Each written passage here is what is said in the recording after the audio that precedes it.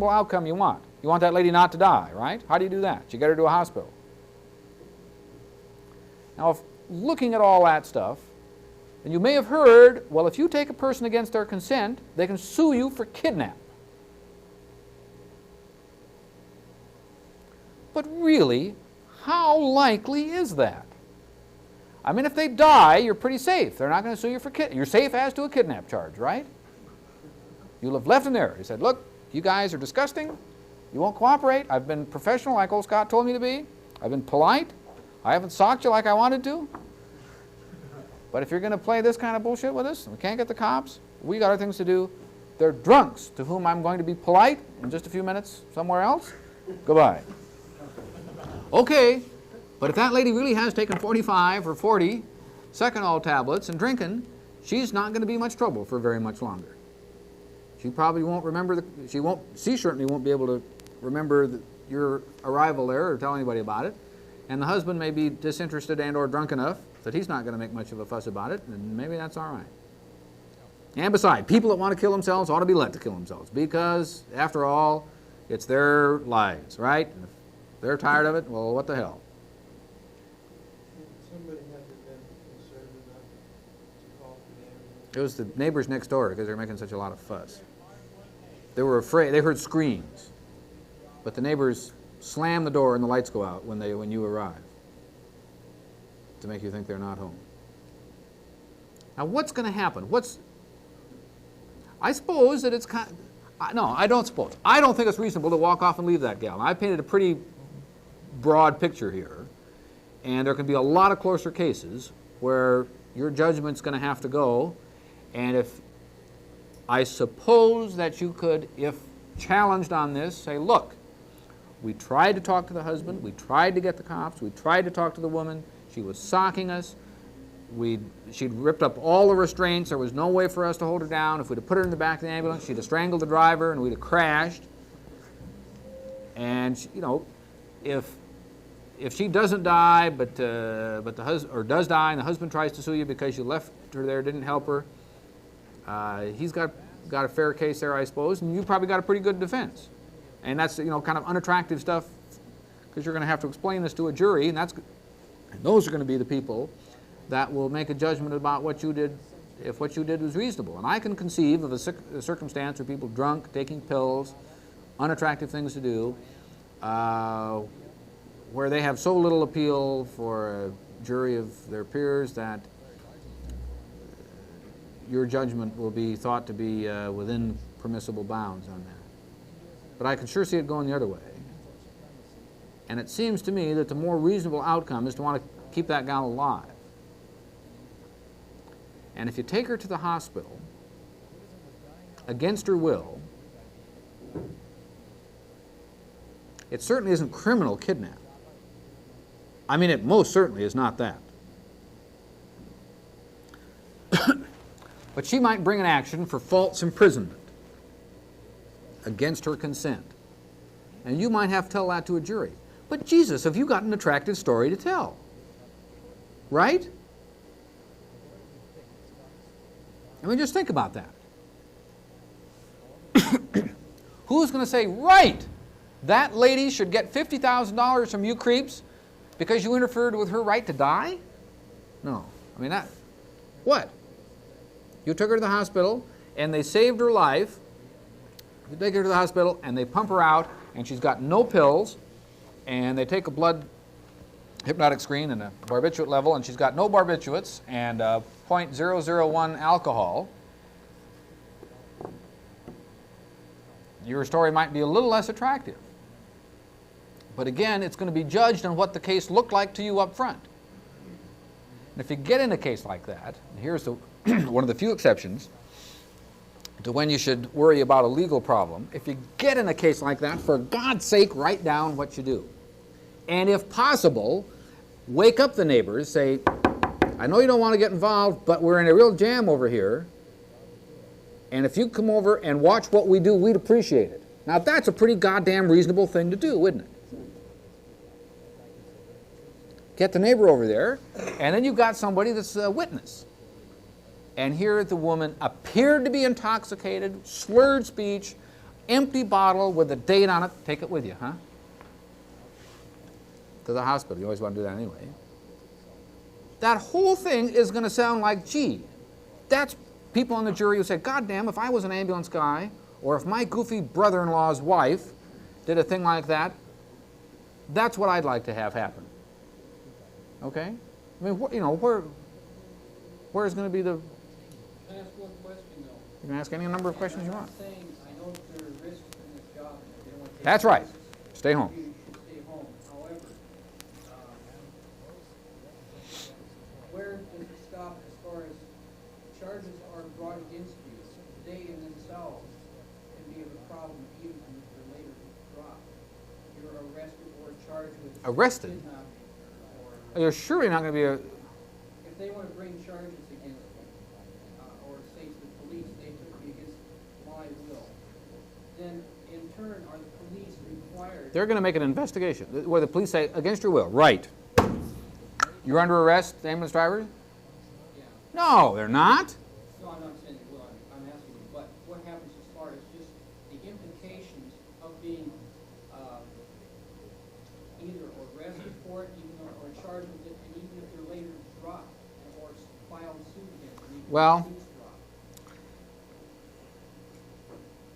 the worst thing that can happen to you is to be charged with a criminal offense and found guilty. The second worst thing that can happen to you is to be charged with a criminal offense and be found innocent.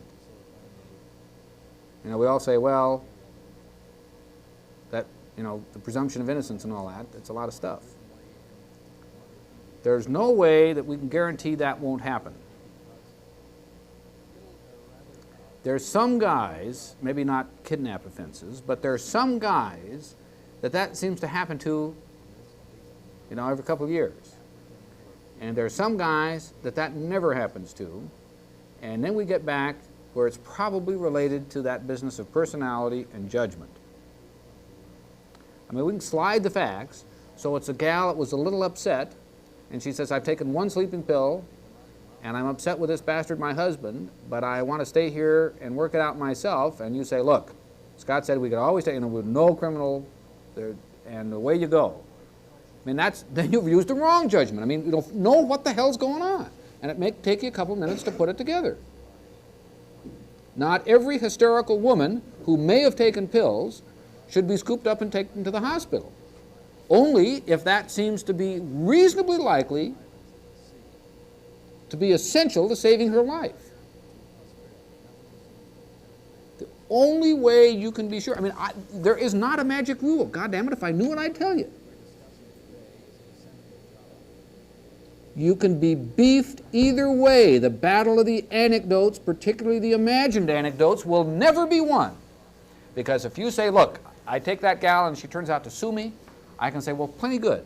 You were called and you don't take her. She dies. The husband writes a letter to the ambulance company. Gee, I wish you hadn't done that, but I'll call you again if my next wife does this. You think he can't sue you? Anybody can sue for anything, and I think that's a pretty attractive case. If you were called, I have the pill bottle.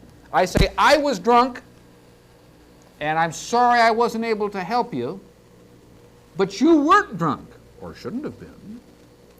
And you're the people who we called not only for your skill at reading EKGs and for the oxygen equipment you carry and the splints, but for your judgment. And you there saw my wife drunk, a gin bottle under her arm, and an empty bottle of Seconal, and you said, well, golly, she didn't want to go, we're not taking her. I mean, I'll have you that way, okay? Now, maybe you can't arrest you criminally. I mean, I don't know. I'm sure there have been people who have been arrested, or at least investigated. And the cops are contacted now and then about alleged misbehavior by ambulance guys for possible criminal complaint. But they gotta do this. I mean, you know, to have that happen, especially if it didn't happen right, you know, they're not doing you right then, but a day later when everybody's sober and says, hey, I'm going to arrest those, I'm going to have those ambulance guys. I'm going to sue them and I'm going to have them arrested. There's going to be some investigation goes on. And they're probably going to do this as a result of a warrant. And to get a warrant, they've had to tell the story to a judge. And he says, what? I mean, these people were drunk and there were drugs all over the place, and they did. I mean, that's just crazy. You guys want to file a kidnap thing on these poor kids who've otherwise had a pretty damn good record, or paramedics serving the community because of this nutty situation? And they're going to want to have a full field investigation before anybody talks to you. I mean, they'll come and talk to you, but before anybody talks to you about the Miranda warnings, you know, you have the right to remain silent and all that business. Before you hear those, you're going to have a whole chance to tell your story in 99.9% of the cases. If you've been a bastard all your life and the cops are just waiting for you to step in a turd, and this looks like a pretty good thing, you might get zipped up, okay? But the battle, but the imagined horribles, you know, well, what if we do and then that?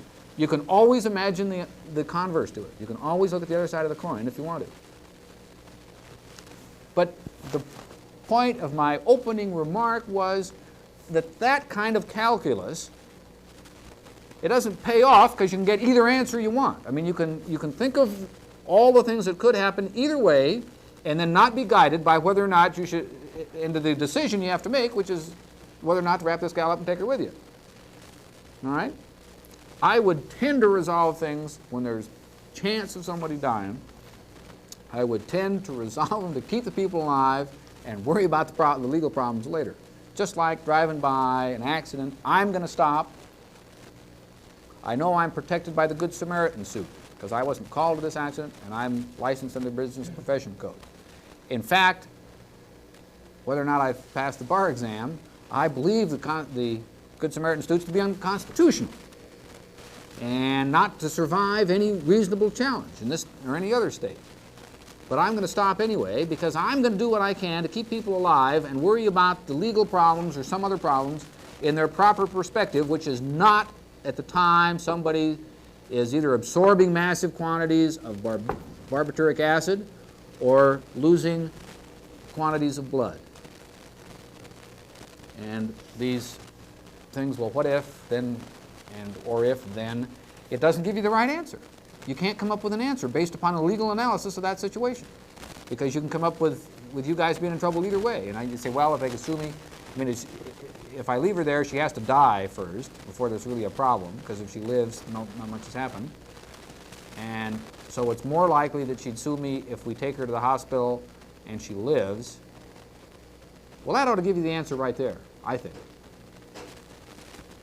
But the battle, the internal battle, is something you really shouldn't engage in. What's the right thing to do in this situation of time? And getting some disinterested witnesses there is a big help. Doesn't always have to be a cop. Of course, you know, we're using this example and we're having to slightly strain it by saying that they're not policemen there because you're going to get cops pretty quick. Okay? But getting a disinterested witness, and then if you've got a situation where you're kind of nervous about how things might turn out. I mean, you've had to do something. It says in the ambulance, Risher's Rules of Order, and it says, don't take nobody from no house who don't want to go. Are you acting outside the scope of your employment if you button this gal up with a backward sheet and put her in the gurney and take her? No. Does that mean that you won't be covered by the ambulance's insurance so that you, even though you only got half a Volkswagen, the equity of half a Volkswagen, that you're subjecting yourself to personal liability? No. But if you get to a situation that has that kind of a flavor to it, where, you know, gee, there might be a fuss about this, the next best thing to do after you've done the whole of the medical procedure is to write it down. Write down what you did, what you saw. That's going to, when it's freshest in your mind, and that's going to make it better for you if you have to explain this next week or in 3 years when this is being tried.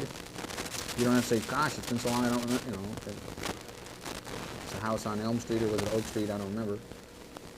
It's going to help you out a lot, and if you've got real problems, you ought to take this to your superior right away and say, listen, we just got involved in the thing, and I don't know if I made the right decision, but I made the best decision I could at the time. And we took this gal to the hospital, and she's raising a holy fuss, and she was saying kidnap, kidnap, kidnap all the way out. I want to tell you, I did a couple things to back us up. we got the neighbors over there and let them see it, and they heard her yelling kidnap, but I don't know that they're going to be witnesses for, you know, that sort of thing, okay? Write it up, get some other witnesses if you can, and particularly if it's this kind of thing where it isn't an instant decision you have to make it, talk to your partner. You may be asked to talk to your dispatcher, and I've heard a lot about dispatchers, and I'm not terribly convinced about the dispatcher's judgment in some of these things. They run private ambulance company, they saw a guy fall off a sign, but the dispatcher told them not to take it because they hadn't been followed. So I'm not entirely convinced about the wisdom of dispatchers who are not confronted with the problem. But particularly, I suppose it's a little easier. It's real good to get somebody else there to help you out. And if the cops aren't available, who might you call? Fire department. And that's why it's a pretty good idea to have good relations with the police and the fire department where you work. And even if you think some of them are a little soft, see, it's probably a pretty good idea not to communicate that to them in capital letters. You have these guys on your side. Not that they're going to say you did right when you didn't, but they're going to be helpful allies in this. Yeah.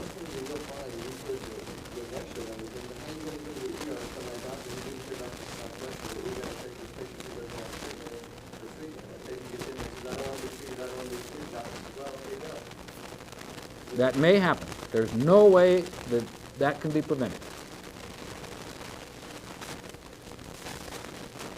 I don't believe that that you should act less than reasonably because someone down the line may, or you know, will act less than reasonably.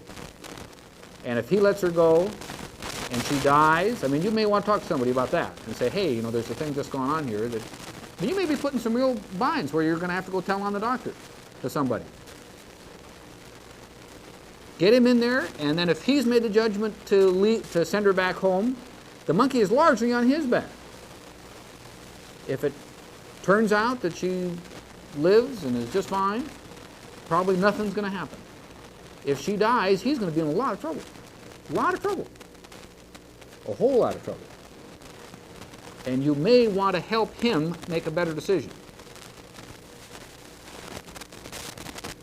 You may want to let him understand the reasonableness of your decision. If you've made the right decision,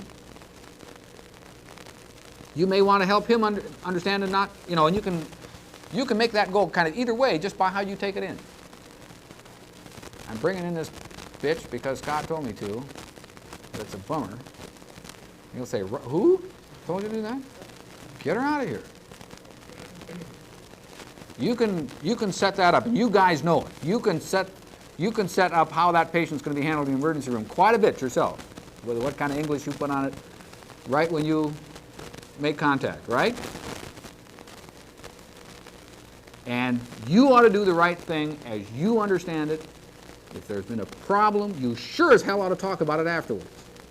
And if this doctor, and I can believe that there are such doctors, I know in fact there to be such doctors, that they won't listen to anything that an ambulance driver or a paramedic says, then too bad for those guys. But they're the ones that are likely to spend a fair amount of time in court. But there are people like that. I don't think that that excuses your duty to do the best thing as you understand it, and try to get them to do the best thing as well. Yeah.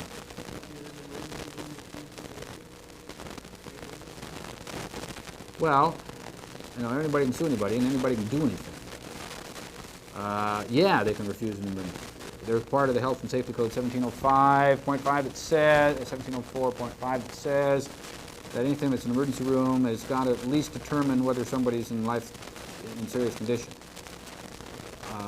And critical, life-saving procedures are needed.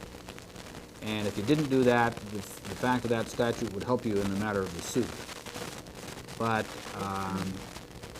they can't refuse. They can't say, well, we don't accept black people. I mean, they're in a lot of trouble. They can't refuse. They may be able to, on a non-urgent thing, a lot of times you essentially refuse. You tell people it'll be 5 hours before they're going to be seen for this trivial kind of thing. But if somebody comes in with PVCs, a hospital is in a lot of trouble if its emergency room says, well, look, our coronary care beds are full. I mean, who cares?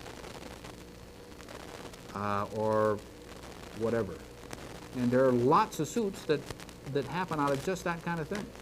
An emergency room they'll only be held to the standard of care. There's a whole other legal thing we talk about, the standard of care. You're only held to that kind of care that you're prepared by training to give. That's all that's expected of you. We don't expect you to take out an appendix. We don't expect you to put in endotracheal tubes, although that may change. We don't expect you to be able to cure a guy of an expanding intracranial hematoma by drilling a hole in his head, because you're not trained to do that. And in fact, physicians in most emergency rooms aren't trained to do that. And if they've got to ship the guy onto county and he dies on the way, that's everybody's going to die. And nobody thinks that just because they're injured and then paramedics come that they should get well. It's when you screw up. We had a case at the county where a gal from, and this is illustrative of this whole business. Serious car injury, a car accident, big head injury, went to a hospital. The hospital couldn't get a neurosurgeon, tried, then had her shipped by helicopter to the county, where she was more awake, great confusion as to about where she should go, whether she should be admitted there, or somebody was trying to get her admitted to a nearby private hospital downtown, and much confusion. She turned out not to be admitted to the county, but stayed in the emergency department for 14 hours with the nurses looking at her every 20 minutes, if they say, but the records show about every 2 hours, and she died of the head injury. Now, if she'd come to the county and 10 minutes after the helicopter landed had died, people would have been very upset. The husband would have sued the guy that ran into her if he was at fault. But no other problem. I mean, she was grievously injured. So badly injured that fire department helicopters had to fly her around, and that's pretty unusual. But when she stayed there 14 hours in the emergency room, she was not handled properly for a lot of extenuating circumstances, but whatever, then it becomes a malpractice case. You guys are not expected to do everything that the emergency room does. The physicians do, and physicians in outlying emergency rooms are not expected to be able to do everything that a major medical center with round-the-clock everybody's is expected to do. But you're expected to do what you reasonably can and what reasonably can be expected of guys of your level of training. And guys of your level of training are expected to render appropriate care after appropriate examination to determine the extent of injuries or illness and deliver them to an appropriate hospital facility. You're not expected to make all the arrangements for surgical treatment and rehabilitation. And if the emergency room wants to screw up, that ought to tell you a lot about how you're going to operate in the future, and it ought to tell you something about what you want to talk about with your superior and have a conference about this thing. But it doesn't tell you anything about what you should do for that patient. And because the hospital will screw up when you get there, or you can predict it will screw up when you get there, it doesn't mean that you should start screwing up before, right? You've got to do your whole act right. Okay? Now we can go on about this forever, and I see some guys are looking a little doubtful about this, and let me tell you, I know that there's no easy answer, and you can always think up hard cases in this.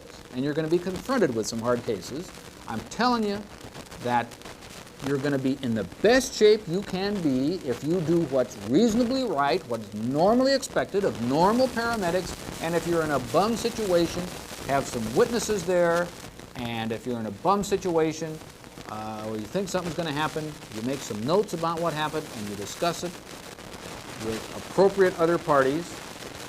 Don't call it news conference, but with appropriate other parties. That's all you can do. That's all you can be reasonably expected to do, and that's all, in fact, you can do. I mean, call me if you want to, or your lawyer, or call the base station and have a conference about it, and that may be appropriate, as talking about getting witnesses and letting somebody else help you with those tough judgments. But a lot of times you're going to be halfway through a situation before you realize that there's a problem with it.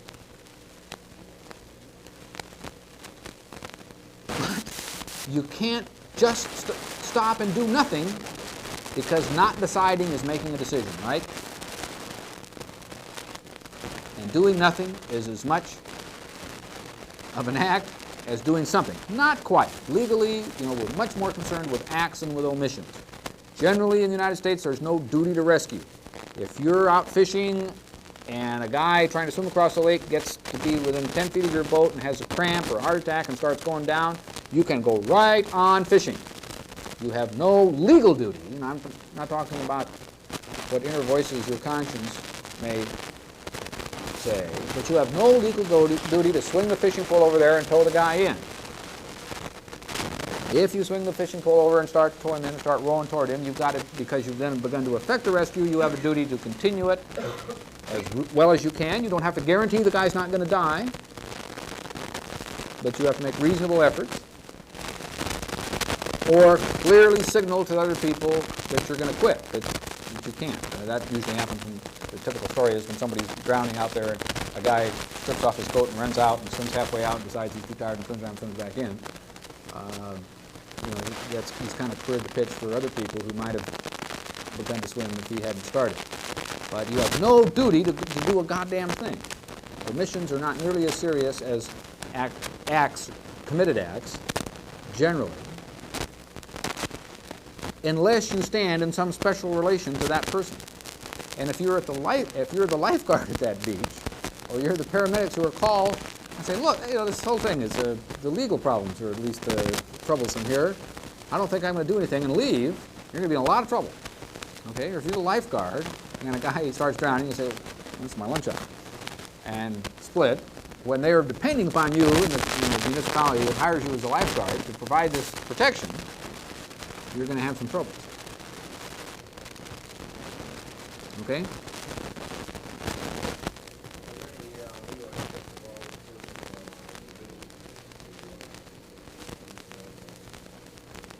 Sometimes, but that's there are a lot of cases about blood transfusions to Seventh-day Adventists. Seventh-day Adventists? Yeah. Jehovah's Witnesses. Some of them. Jehovah's Witnesses. A lot of problems. Christian Scientists. A lot of things, and then there's one of the times that you may, when you're in the emergency department or in a hospital, you may even want to get the hospital attorney in on the thing. You're doing there just what I advise you to do. You're getting other people to witness the reasonableness of your behavior. There have been lots of times when guys have gone ahead and saved a life. Sometimes they do it now with a court order if it's a kid. They've gone ahead to save a life and argue about the other stuff later. I think there might be some religious things come up, but it's, like the religion of pills and booze. I mean, you're going to have to overlook that and make a judgment on what you think is going to save somebody's life, and then worry about the legal things later. That's always the right order to do it in. What's a reasonable thing to save the life if there are concomitant or simultaneous problems here that might lead to trouble legally, legally in the broad sense. Afterwards, I'm going to cover my act as best I can, but still, the best thing to do is give the best care. What would be the most reasonable thing to do? What would I like? If this was my mother, if this was my sister, what would I want somebody else to do? What's going to be the easiest story to tell and make people nod their head this way when I tell it to them? Now that's different from, I started a debate once in Philadelphia with a lawyer from New York who said that he thought the sign in the emergency room should be CYA, cover your ass. And a lot of people do that now. Of course, county government and stuff is famous for spending lots more time covering its ass and doing its job. And I think that's exactly wrong. That's the vulgar way of saying what I said up in front. There's no way to adequately cover your ass except staying home. Okay? There just isn't a way to do it. I'm really sorry, gentlemen, but there's not. You're going to have to do the best job that you're trained to be, and you're trained to be paramedics and not legal or paralegics or whatever. You do the best job medically. If you've got a lot of suspicion that there's going to be problems, you bank against that in a couple ways that come after the medical treatment, and that's the best you can do. I'm really sorry that there's not some rule that if ever a person doesn't want to go in your ambulance, don't take them, and you'll never be in trouble. Because I can think of many times you can think of situations or recite situations where you'd have been in trouble for taking somebody. I can make up one where you've been in trouble for not taking them. There's no simple answers. So that's why this whole thing sounds kind of preachy. And if you were expecting me to give you a little short course in the law of evidence and the law of torts, I'm sorry, I didn't. I suppose if it's really needed, I can do that another time. I want to tell you about one other kind of thing. And that's when you come upon a scene where there's been some violence or something, and somebody's dead. That's happened. Everybody here? Anybody that hadn't? Okay. When somebody's dead, the police, whether or not they come within a couple days or not, are interested and they try to find out what happened, and if they were dead at the hands of somebody else, they try to visit some legal consequences upon the somebody else.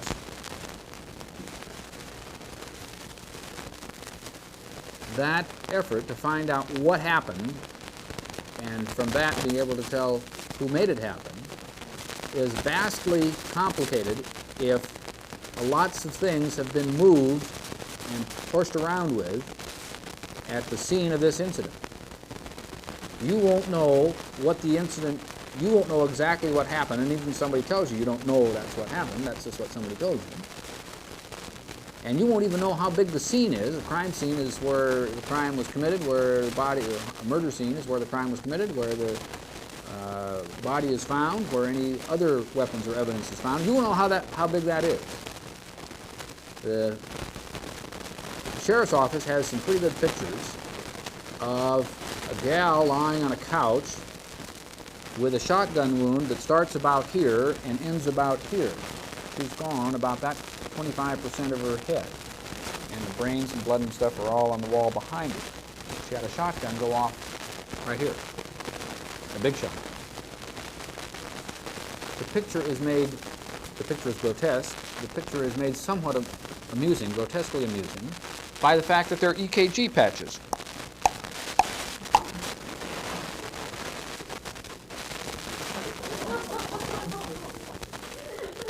Now, what brave paramedics thought they were going to restart the heart in that Hulk to do this? And they, I don't know, it might have been a double-barrel shotgun. They were afraid the other barrel might go. The shotgun was picked up and put in the closet. Now, in fact, they got the husband who did this gal to finally admit it. The husband had tried to set this up like a suicide. Fortunately, one of the sheriff's deputies remembered fairly accurately how the gun was placed before the paramedics glommed onto it and put it in the closet. Once anything is moved, it can never be put back the same way. Never. And it turns out that the way this gun, I don't know exactly how that was, the way this gun was, the position of this gun made it extremely improbable and very difficult anatomically for this gal to pull the trigger herself. And when confronted with that, the guy pulled it up and admitted that he'd shot her and tried to make it look like a suicide. You guys are going to get in situations like that all the time, or fairly frequently. if there's any chance that the person there, the intended victim, the intended dead victim, is alive, nobody will fault you for making every effort to keep that person alive or to resuscitate them. But if half their head is gone, for God's sake, if you're having to resuscitate them and you have to move what fairly obviously is evidence, like the shotgun lying beside them, nobody will fault you for that. But not if they're blown up. If you know the person is dead, you ought to treat that as a homicide, no matter what else it might look like to you. You're not homicide investigators, and you ought to get out. You tell the cops, you ought to put your hands, both hands in your pockets, back out, and don't touch anything. Don't turn the light off or on. If it's stinky in there, don't open a window, or turn the thermostat up or down, or change anything else, or go in the bathroom and wash your hands, or anything. Get clear out as far away as you can. Don't use the phone to call the cops and say, you know, hey, because everything you touch is going to be changed. And the police will be very appreciative of things not being changed, because you can never change them back. And if, when you walk in to see this person, you're concentrating on, you determine he's dead, and you start to back out, and that's not a bad way to do it, to back right out and don't touch the door. If you had to open the door, fine, but don't close it again. And you notice that you stepped in some blood, then hang around and wait till the cops get there.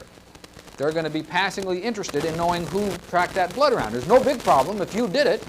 I mean, don't track it all over the house to see how long it'll take before you're not making prints anymore. But if you've done that,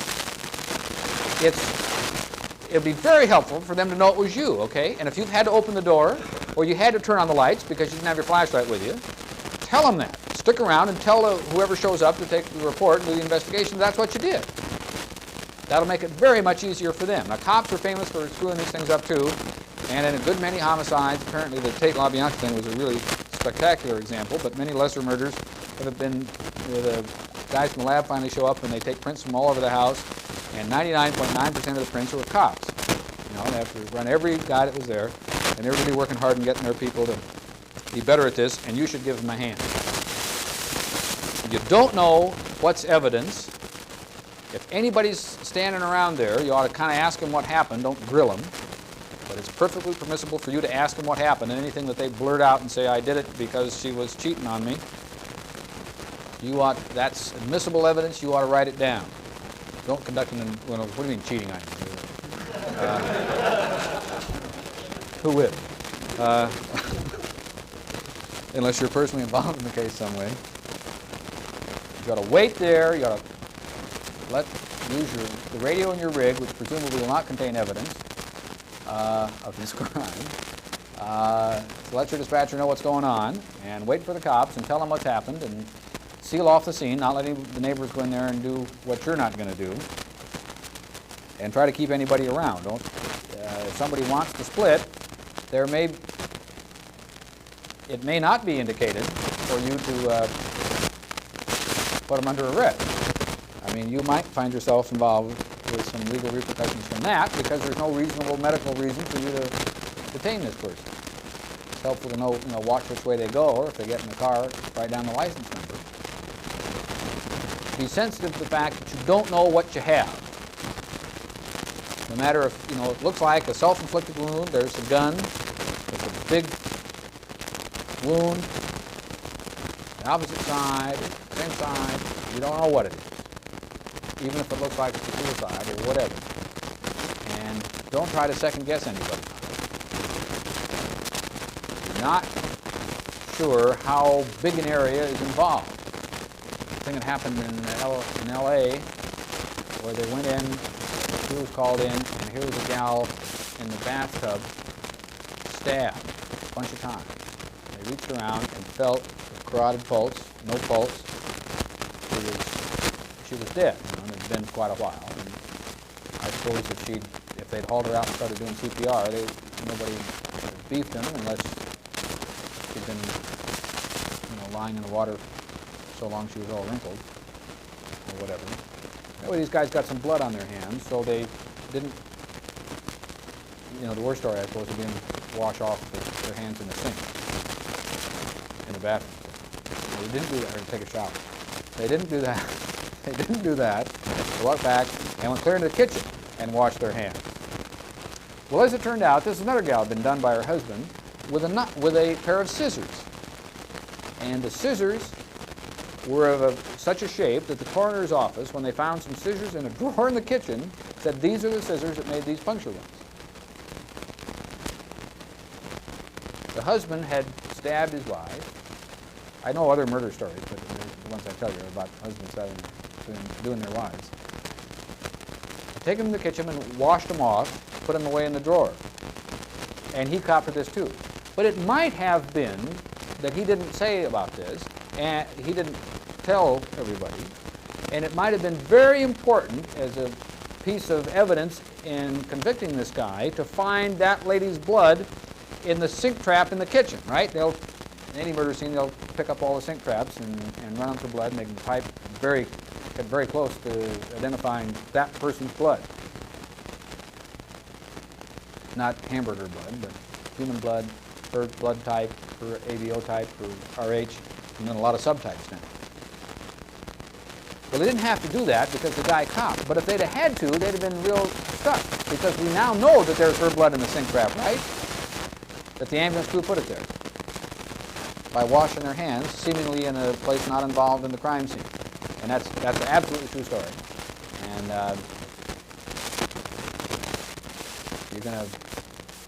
like you to remember that and try to avoid that. You don't need to become assistant cops, but it sure is nice not to make their work a lot harder for them. So later, when they come to arrest you for kidnapping in this other case, they won't be so mean. All right? Now, we've kind of covered some common sense stuff without a lot of legal phrases, and it's not that I don't know a lot of legal phrases, but I just don't think they're particularly relevant to what you guys need.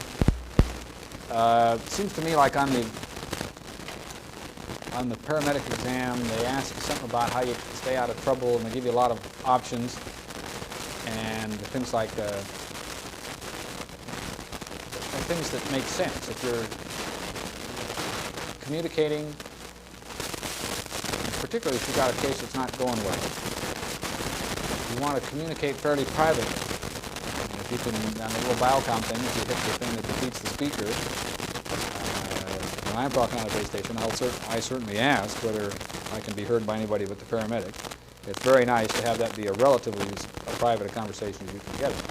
That ought to follow from the practice I hope you have established of talking to patients fairly privately. Hey, what's the matter? When you ever had piles, and if you're doing that across the room at somebody, it detracts in some ways from the medical professional elegance of the occasion, okay? It is certainly best and most professional for any conversation you have with a patient and then with a relative or bystander to have that conversation be private. Obvious exceptions, I would gather, would be when you call the neighbors over to have them witness what you're saying to the husband. Then they'll go whisper to the husband, right? And say it loud enough. But a low voice, a slow voice, a calm and professional manner is going to do you the most good to keep you out of trouble of any kind, and that's just the way that you'd like to be treated, right? And that's not a bad standard. The reverse golden rule is do to the people like you'd like to have somebody do to you if it was you that was sick. So any conversations with a patient or somebody about medical or private matters of any kind ought to be conducted in a very quiet voice and fairly privately. And that includes transmissions on the radio. I don't think this broad's going to make it kind of stuff isn't too reassuring to the people that are standing around. Well, the bottom line in this whole legal business is you can't win it legally. It's not urging you to win it illegally. You can't win it legally. You can't know enough law. And even lawyers, doctors that are lawyers, can't be guaranteed staying out of trouble, and I can spot legal issues everywhere. But I want you guys not to worry about it. You do the medicine the best way you can, and that's the best way of staying out of trouble, but we can't guarantee you'll stay out of trouble. And there may be some creep that'll make trouble for you. You'll have the best chance of beating the rap, whatever kind of rap it is, the suit, threatened arrest, or everything else, if you're widely known to be a fair and reasonable guy who acts professionally and who does his job, which is delivering emergency medical care, competently. That's the best way to stay out of trouble. And to be able to know the difference between a tort and a contract action is of no help, and in my view, for you guys, it's a hindrance. All right? What else?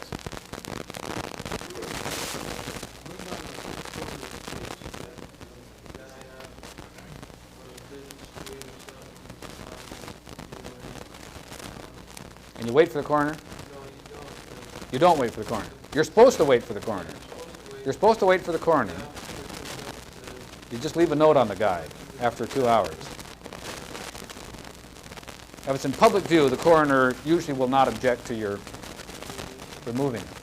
Once the guy's dead, nobody but the coroner's office and deputy coroners, which include all LASO, the sheriff's office homicide guys, and a few other weird guys like me, nobody but a coroner or coroner's deputy is supposed to search for the valuables. You're not supposed to. So you're not supposed to take out his wallet of a dead guy because there's no reasonable theory. I mean, you're not going to make the notifications, right? There's no, if the guy's half dead, it's not unreasonable for you to take his wallet out because there might be those little medical alert things front up in his wallet, okay? You don't have to examine all the money. There might be a little medical alert thing hidden in there among the 20s, and you expose yourself to a little criticism there. For the most part, if you move a body, we did it at the Stratford fire. You remember last November? Gee, it's coming up on a year. Last November, Stratford fire, and the guys got kind of concerned. The guys in the hallway were stepping on all these bodies, so they wanted to clear one hallway, but they got mixed up and cleared them all. And the coroner was mighty pissed about that because we'd been putting them by floor and wing. We hadn't really drawn a good diagram, and there really wasn't that much reason to move the body, but nobody went to jail about it. If the body's exposed to public view, it's probably just as well to wrap them up in an put them in a sheet and put them in an ambulance at least and wait. And the coroner's office makes brave promises about how fast they can respond, and it usually takes them quite a while longer. And I've been in situations where we've taken somebody alive and left somebody that's dead, and we took them to the hospital and spent a fair amount of time in the hospital and went back, and the other guy was still laying there with a sheet on him, and the coroner was not yet in sight. But you're not supposed to go through the personal effects of the person who's expired, and you're not supposed to move the body unless it's creating a hazard or is exposed to disgusting public view. Anytime you're involved when you're first up and you pronounce somebody, and there's no special laws in this state as there are in some others about who can pronounce. I mean, anybody can pronounce somebody dead. That doesn't mean they are dead. I mean, I can pronounce you dead now. But that would be but it's a good idea if you're pronouncing somebody dead to note the time. Make a record of it and note the time exactly. I've been involved in one case 10 years ago in Oregon where it was important. I wasn't able to tell them because both people were brought in DOA, and the injuries looked equally fatal. It turned out the gal that was brought in was a high school classmate of mine. It's kind of a sad story.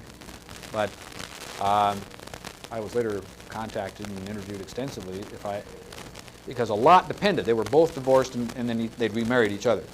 They each had previous marriages, and so there's a lot of problem about insurance and if one predeceased the other. And a lot of lawyers spend a lot of time arguing about that kind of thing. I couldn't, I had to call it a tie. But it might be very important because Aunt Mabel in New York is dying that very same evening in a convalescent home. It might be very important to know when this person died. Not for you, but for somebody else. Just like it's really not so important for you to catch the murderer of this gal, but it's important to somebody else, and as long as you can help without going to a lot of trouble, it's a good thing to do. So noting the time you pronounce him, time you arrive, time you pronounce dead at 16:32 hours, if you can remember what that means, or 432 if you can. Sure. The lady running the camera can pronounce someone dead. There's nobody that says you can't pronounce them dead. There's nothing to say.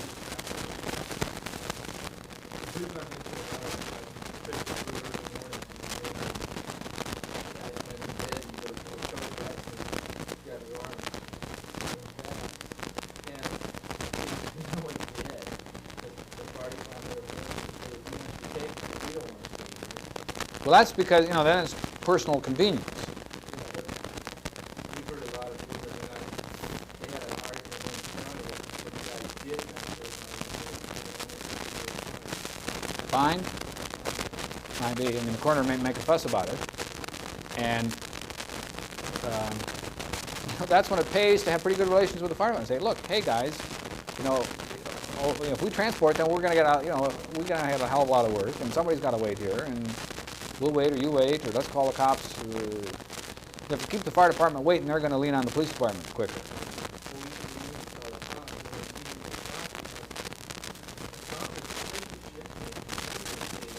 No, nobody wants to stay and hang around a body. That's right.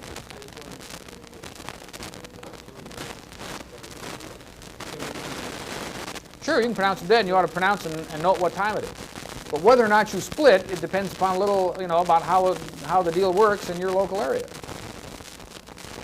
The city fire department won't transport it. And they'll wait for a cop, and then they'll leave. And sure, and everything that you want a cop for happens just before the shift change. And the guy's got to catch a plane, when vacation starts. But there's no legal answer to that.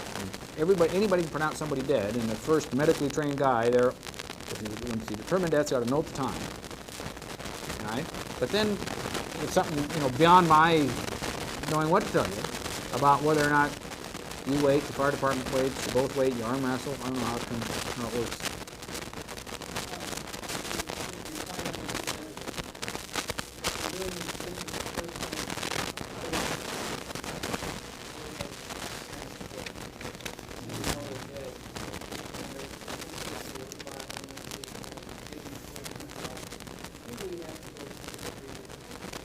No, you shouldn't go code 3. They made a county regulation that you don't go code 3 anywhere unless it's a life-threatening situation.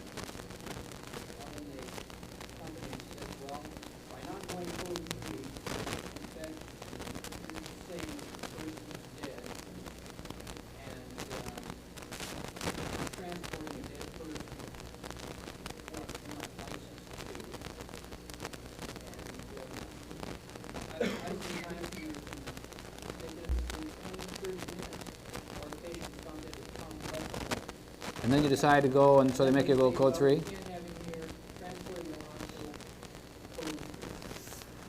Well, that's not right. That's not right. I mean, that may be an accommodation. Or they may say, well, transport on code 3 so I can get back in service.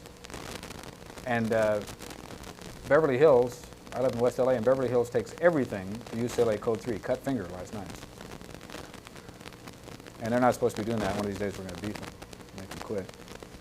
But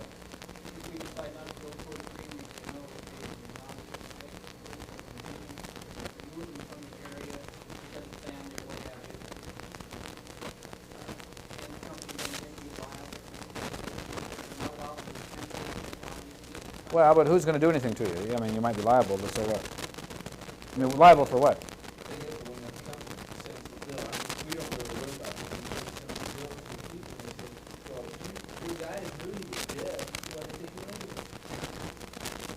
That's what they're going to say a lot of times.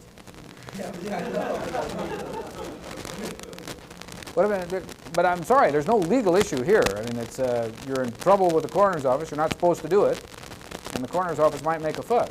Write down the telephone number: 223-3231, extension 811. That's the coroner's office, and that's the first call desk. And call them up. Say to the fire captain, look, I got to make a phone call. I got to check with the office. You haven't lied to him. I'll check with the office. Tell the guy at the first call desk, say, listen, this is Paramedic Smith, and I'm at this address. We've got a DB here, and the fire department's putting a lot of pressure on us to transport it to Huntington. How soon will you guys be here? You can maybe put the pressure on them a little bit. They won't come out code 3. But the company policy in the matter of pretend the guy's alive so we can get paid is something I don't want to know about. I suppose that happens, but it's not too slick. It's a matter of time until we make a decision on that. Because I was up in Animal Valley and they squat off the corner together.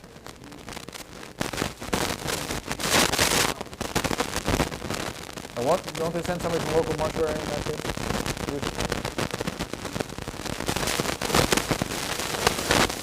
Well, that's why it's good to lean on them again.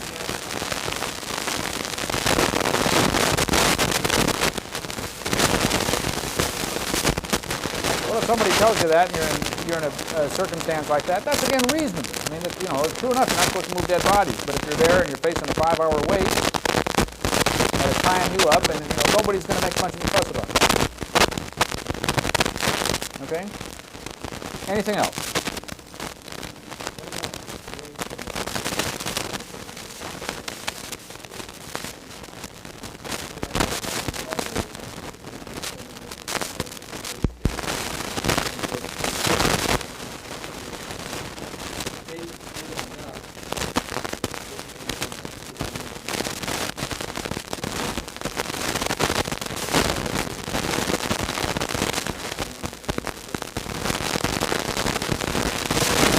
No, but it's handled by county health officer or certified paramedics, and there's a different standard in different counties.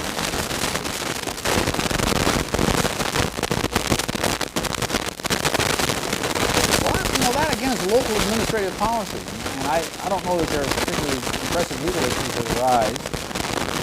If the patient wants to go and it's just no farther, or it's even closer, to go across the county line, there's nothing magic about crossing the county line. In fact, I gather they do that a fair amount down in that area. But you're going to get hassled about it either way. I mean, there's no way to stay out of hassles like that. You're going to get hassled, and if they come out with a firm rule, you're still going to get hassled by people who say, God damn it, my doctor and everybody else, and I just have to be driving to the supermarket here, across the county line, and I want to go back there. Well, my broken leg's taken care of. You're going to get hassled. Why should I?